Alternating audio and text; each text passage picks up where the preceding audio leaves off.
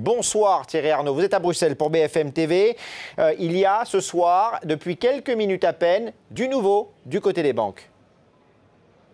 Oui, un premier accord à 27, c'était l'objet de cette première réunion de 18 h pour recapitaliser les banques européennes. À partir du mois de juin 2012, elles devront avoir un capital, c'est-à-dire en gros des réserves permanentes, si vous voulez, qui correspondent à au moins 9% du total de leurs prêts. Alors, à hauteur de combien recapitaliser ces banques, combien d'argent supplémentaire leur donner? Là, pas de réponse au moment où je vous parle, parce que ça dépend du deuxième sujet qui, lui, est beaucoup plus compliqué. Quels gestes supplémentaires vont faire ces banques en faveur de la Grèce? La dette bancaire de la Grèce aujourd'hui, ce sont 210 milliards d'euros. Ce que les chefs d'État et de gouvernement veulent obtenir, ce sont deux choses ce soir, Thomas. D'abord, l'abandon, l'effacement de 100 milliards de dollars de dette grecque. Il en reste 110 milliards. Et là-dessus, on réclame encore un geste supplémentaire, que les banques s'engagent à refinancer cette dette à des conditions plus favorable. C'est là que cela bloque, car figurez-vous, les banques veulent des garanties solides, ce que les professionnels de la finance appellent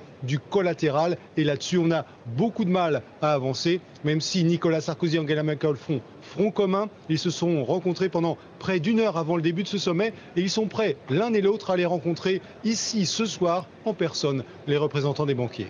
Voilà pour les banques. Parmi les autres questions à faire débat à Bruxelles, Thierry, il y a bien sûr ce Fonds européen de stabilité financière. Et là, la Chine serait prête à participer. Oui, c'est sans doute l'information de la soirée, en tout cas l'une des plus spectaculaires, Thomas, sans aucun doute.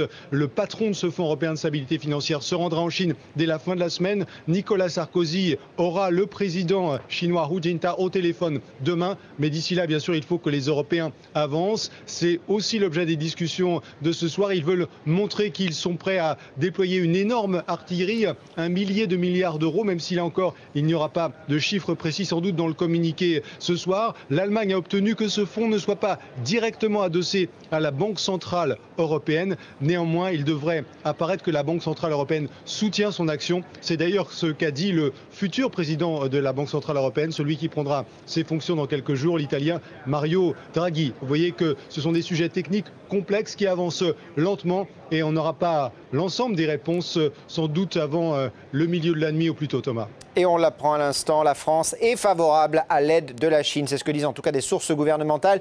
Thierry Arnaud, en duplex et en direct pour